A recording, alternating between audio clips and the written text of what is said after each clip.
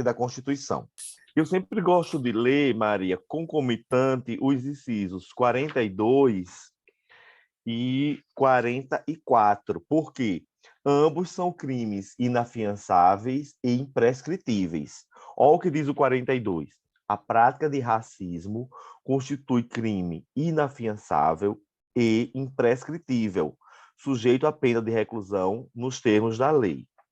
E o 44 diz: constitui crime inafiançável e imprescritível a ação de grupos armados, civis ou militares contra a ordem constitucional e o Estado democrático. Então, na verdade, tanto o crime de racismo quanto o crime praticado por grupos armados, civis ou militares contra a ordem constitucional e o Estado democrático são inafiançáveis e imprescritíveis. Sempre memorizar essas duas coisas. Racismo, inafiançável e imprescritível. Crime praticado por grupos armados, civis ou militares contra o Estado, contra a ordem constitucional e o Estado democrático, inafiançável e imprescritível. 43, ele é inafiançável, mas não é imprescritível. 43 é inafiançável e insuscetível de graça ou anistia. Inciso 43. A lei considerará crimes inafiançáveis e insuscetíveis de graça ou anistia a prática de tortura, o tráfico ilícito de entorpecentes ou drogas afins, o terrorismo e os definidos como crimes hediondos, por eles respondendo os mandantes, os executores e os que, podendo evitá-los, se omitirem. Eles adoram confundir isso, Maria, esses três incisos, 42, 43 e 44. Mas a gente memorizando que racismo e ação de grupos armados, civis ou militares contra o Estado democrático e a ordem constitucional são inafiançáveis e imprescritíveis.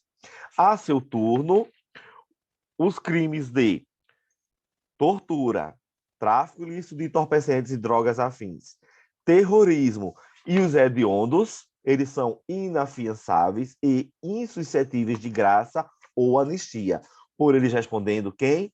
Os mandantes, os executores, bem assim os que, podendo evitá-los, se omitirem. Professor Vitor Cruz propõe aqui um mnemônico. Todos são inafiançáveis.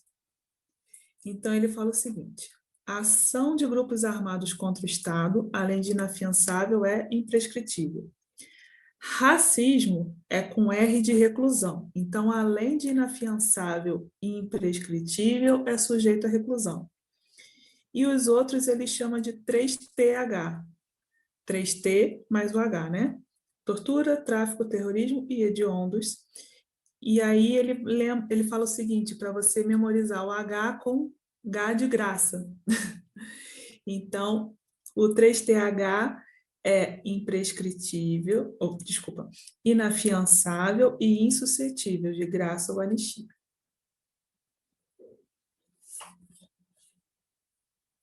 Aqui, jurisprudência, súmula vinculante 26, para efeito de progressão de regime no cumprimento de pena por crime hediondo ou equiparado, o juízo da execução observará a inconstitucionalidade do artigo 2º da Lei 8.072 de 90, sem prejuízo de avaliar se o condenado preenche ou não os requisitos objetivos e subjetivos do benefício, podendo determinar para tal fim, de modo fundamentado, a realização de exame criminológico.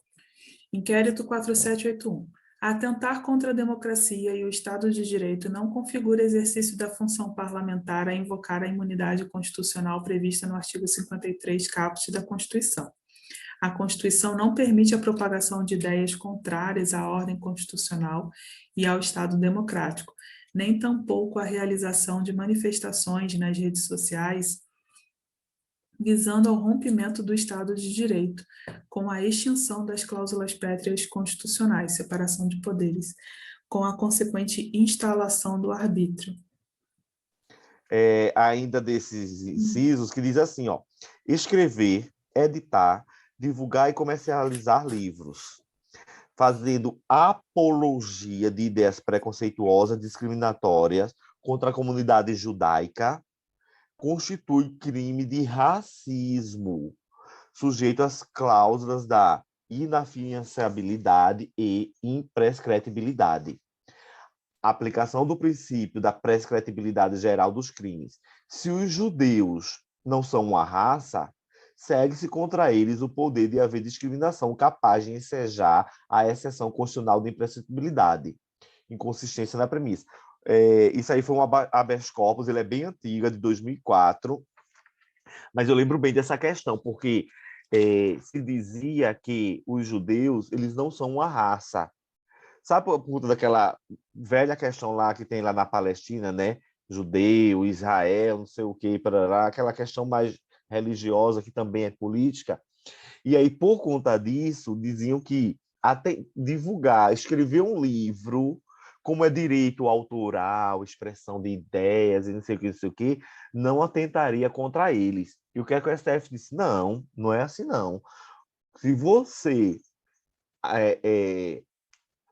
resolveu escrever um livro apregoando, disseminando ódio contra os judeus, você está cometendo crime de discriminação. E esse crime é o quê? É um crime inafiançável e imprescritível. Porque acho que a pessoa tinha invocado exatamente a prescritibilidade. Uma questão aqui de 2009 que fala: o antissemitismo pode ser considerado como crime de racismo e foi dada como correta. E aí o professor aqui, Vitor Cruz, explica.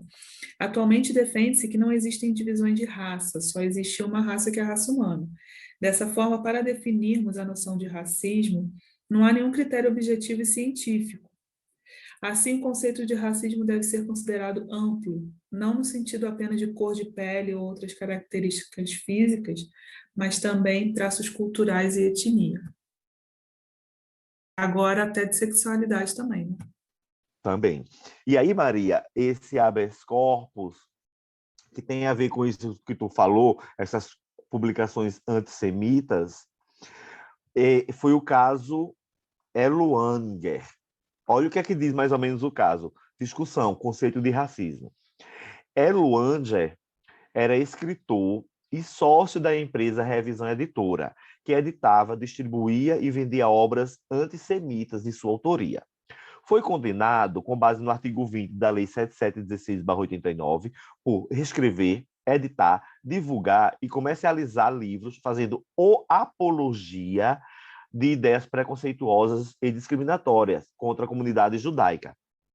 A defesa impetrou habeas corpus a fim de ver declarada a prescrição, pois os judeus, em sua tese, não seriam uma raça, não se aplicando à norma constitucional da imprescritibilidade e inafiançabilidade dos crimes raciais. É o único precedente brasileiro assentado nos canais da Corte Internacional de Justiça em Haia. Conclui-se que o racismo não é um conceito limitado a segregações decorrentes da cor da pele, abrangendo também manifestações de cunho religioso, como o antissemitismo.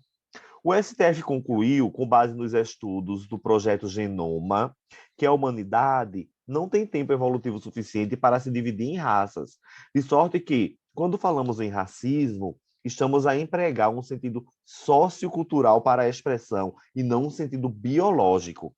Liberdade de expressão não se confunde com perigosa apologia ao ódio racial.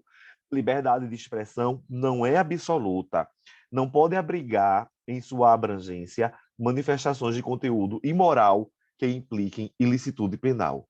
Inciso 45.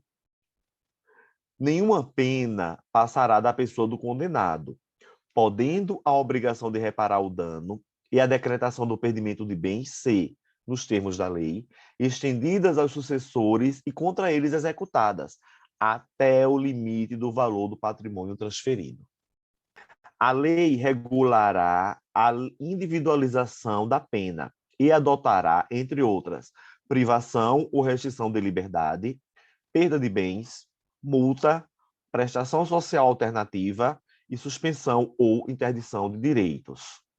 Súmula vinculante 56, a falta de estabelecimento penal adequado não autoriza a manutenção do condenado em regime prisional mais gravoso, devendo-se observar nessa hipótese os parâmetros fixados no recurso extraordinário 641/320, Rio Grande do Sul. Súmula 719. A imposição do regime de cumprimento mais severo do que a pena aplicada permitir exige motivação idônea. Súmula 716, admite-se a progressão de regime de cumprimento da pena ou aplicação imediata de regime menos severo nela determinada antes do trânsito em julgado da sentença condenatória. Súmula 715, a pena unificada para atender ao limite de 30 anos de cumprimento determinado pelo artigo 75 do Código Penal não é considerada para a concessão de outros benefícios, como o livramento condicional ou regime mais favorável de execução. Inciso 47. Não haverá penas a de morte, salvo em caso de guerra declarada nos termos do artigo 84, inciso 19, de caráter perpétuo, de trabalhos forçados, de banimento e cruéis. ADI 2975, artigo 137, parágrafo único da Lei 8.112 de 90, Direito Administrativo Disciplinar. Sanção perpétua. Impossibilidade de retorno ao serviço público, inconstitucionalidade material. Afronta ao artigo 5º, 47b da Constituição, norma impugnada que, ao impedir o retorno ao serviço público, impõe sanção de caráter perpétuo. Ação direta julgada procedente para declarar a inconstitucionalidade da norma questionada sem pronúncia de nulidade. Comunicação ao Congresso Nacional para que eventualmente delibere sobre o prazo de proibição de retorno ao serviço público a ser aplicável nas hipóteses do artigo 132 da Lei 8.112 de 90. E lá na Lei 8.112/90, né, que é o regime jurídico único dos servidores públicos federais, ela tem lá, dentro das penalidades, aquela do servidor ele ser banido do serviço público, ele nunca mais poder voltar. E eu não tinha visto isso agora. Realmente, se você fizer uma análise que leve em consideração a finalidade social da norma, né, em contexto com todo o sistema jurídico da Constituição, isso aí seria uma pena de caráter perpétuo. O servidor foi demitido por um daqueles motivos e não pode nunca mais voltar. Gente, caráter perpétuo. E ele diz claramente, achei isso aqui sensacional. O artigo 37, parágrafo 1 da Lei 8.112. Olha o que ele diz.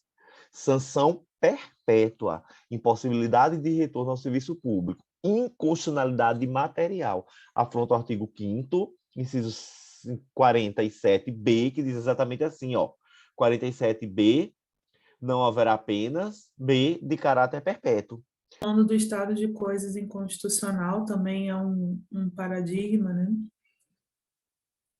E também foi um paradigma de processo estrutural, né?